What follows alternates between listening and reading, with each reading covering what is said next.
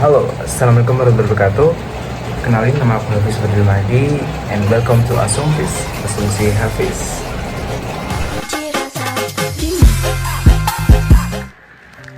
Oke, hari ini aku bakal bahas tentang konflik yang ada di Palestina dan Israel.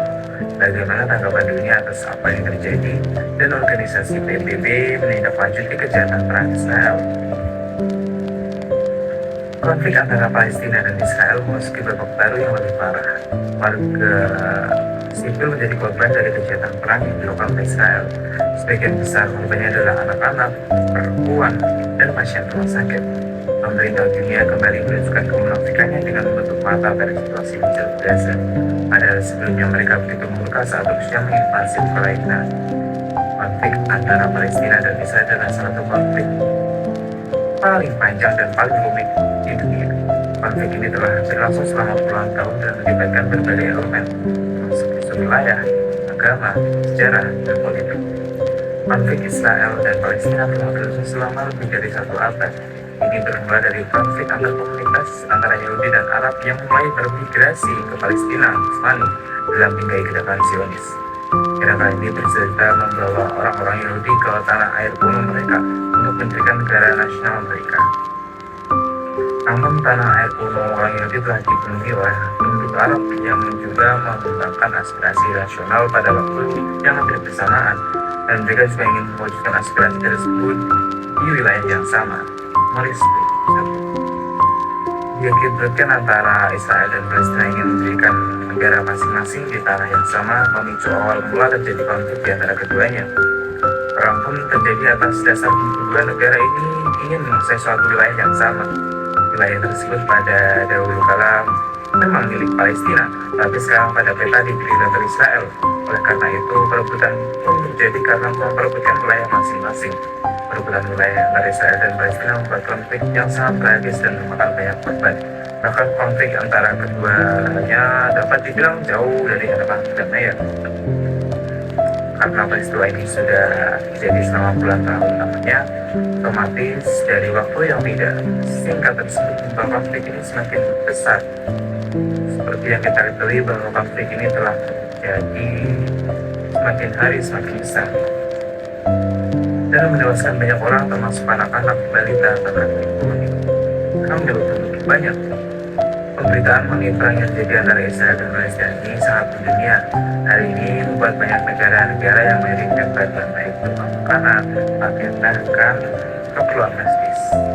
Di negara-negara banyak memberi bantuan kepada Palestina. Indonesia pun juga banyak ya, seperti air dan lain-lain. Tapi Indonesia juga memberikan rumah sakit. Indonesia membangun rumah sakit di sana, dikatakan yang rumah sakit Indonesia. Bagaimana sih tanggapan dunia terhadap kejahatan perang yang terjadi di Palestina? Tanggapan dunia terhadap kejahatan perang yang terjadi di Palestina, terutama yang melibatkan Israel, telah menjadi perhatian global yang mendalam dan kontroversial. Sebagian besar komunitas internasional, termasuk sejumlah negara, organisasi kemanusiaan, dan tokoh-tokoh politik, mengecam tindakan yang dianggap sebagai pelanggaran hak asasi manusia dan hukum internasional. Banyak pihak menyoroti dampak kemanusiaan yang melibatkan warga sipil, termasuk anak-anak dan perempuan, serta merespon dengan seruan perdamaian dan keadilan. Namun, terdapat juga perspektif yang berbeda di mana beberapa negara dan individu mendukung tindakan Israel dengan alasan keamanan nasional dan hak untuk membela diri. Konflik ini terus menunjukkan kompleksitasnya, sementara komunitas internasional berupaya menjadi solusi yang berkeadilan untuk mencapai perdamaian di kawasan tersebut. Agresi yang dilakukan Israel terhadap Palestina melanggar hukum humaniter internasional yang mengatur prosedur dan metode atau tata cara perang dan melindungi warga sipil dalam konflik bersenjata. Israel melakukan serangan babi buta yang telah melanggar asas-asas kemanusiaan, pembatasan dan hak asasi diskriminasi, sehingga dapat dikatakan Israel telah melakukan kejahatan perang dalam berbagai serangan dan operasi militernya. Konflik yang terjadi antara Israel dan Palestina memang tidak bisa dipungkiri terjadi karena berbagai macam banyak faktor yang ada. Konflik yang terjadi ini telah berlangsung dengan kurun waktu yang cukup lama. Seiring berjalannya konflik ini, banyak isu yang telah terjadi, termasuk yang sering diberikan di ranah internasional adalah isu kemanusiaan yang terjadi di Palestina. Penyelesaian yang diupayakan oleh berbagai pihak baik negara ataupun melalui organisasi multilateral lainnya seperti PBB atau Persekutuan Bangsa-Bangsa untuk mengupayakan perdamaian dan penyelesaian dari konflik ini, namun pada realitanya berbagai macam masalah yang terjadi karena menghambat jalannya penyelesaian untuk konflik antara Israel dan Palestina ini. Perserikatan Bangsa-Bangsa atau PBB adalah organisasi internasional yang beranggotakan negara-negara di kawasan dunia yang salah satu tujuannya memelihara keamanan dan ketertiban dunia. Konflik antara Israel dan Palestina berkembang menjadi konflik regional yang dapat membahayakan perdamaian dan keamanan dunia. Oleh karena itu, PBB ikut terlibat dalam upaya penyelesaian konflik Israel dengan Palestina. Upaya-upaya yang dilakukan PBB dalam menyelesaikan konflik Israel-Palestina pada tahun 1997 hingga 1988 dengan mengatur kebijakan yaitu berupa resolusi-resolusi yang dilakukan oleh Majelis Umum dan Dewan Keamanan serta dengan menyelenggarakan konferensi internasional mengenai masalah Palestina dengan mempertemukan pihak-pihak yang bertikai agar dapat menyelesaikan konfliknya dengan jalan damai. Mengapa PBB gagal? Terlihat kesulitan dalam membuat dan menerapkan keputusan terkait Israel dapat dijelaskan dalam beberapa faktor. Pertama adalah kekuatan veto yang dimiliki oleh negara anggota tetap Dewan Keamanan PBB seperti Amerika Serikat. Ketika ada usulan yang mengkritik Israel, negara-negara dengan kekuatan veto bisa menghalangi usulan tersebut.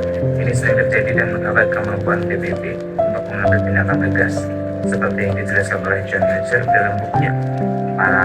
Para negara besar cenderung menggunakan kekuatan mereka demi kepentingan nasional, bukan demi hukum atau moralitas internasional. Amerika Serikat sebagai negara besar memainkan peran besar dalam konflik ini dan sering kali mendukung Israel dengan menggunakan hak vetonya. Kedua organisasi internasional menghadapi kesulitan dengan mengumpulkan informasi yang akurat dan memverifikasi di medan perang. Dalam konflik Israel-Palestina terdapat beberapa pandangan dan cerita yang kuat dari kedua belah pihak, membuat sulitnya bagi organisasi internasional untuk mengambil tindakan berdasarkan fakta yang diterima semua pihak. Ketiga, konflik Israel-Palestina adalah salah satu konflik paling kompleks dan kontroversial di dunia. Dengan berbagai kepentingan politik, agama, dan sejarah yang terlibat, tidak ada kesepakatan internasional mengenai solusi konflik buat organisasi internasional kesulitan mengambil tindakan yang efektif. Seharusnya kita tidak boleh acuh dengan apa yang kita lihat di media sosial. Kita tidak boleh terlalu bodoh amat dengan hal-hal yang menimpa saudara-saudara kita di Palestina. Banyak anak kecil, bahkan wanita yang seharusnya dilindungi. Mereka mati dengan kekejaman Israel. Dan kita bisa belajar bahwa PBB itu sudah memberikan hal yang terbaik bagi mereka, tapi Amerika Serikat selalu menghalangi itu semua dengan hak vetonya. Coba saja jika Amerika lebih sadar dengan kemanusiaan, hak asasi manusia, dan tahu sejarah itu semua, pasti dunia tidak akan seperti ini. Dan bagaimana kita memberikan respon terhadap warga Palestina itu bahkan sangat tidak baik. Bahkan banyak di Indonesia yang lebih memilih Israel daripada Palestina.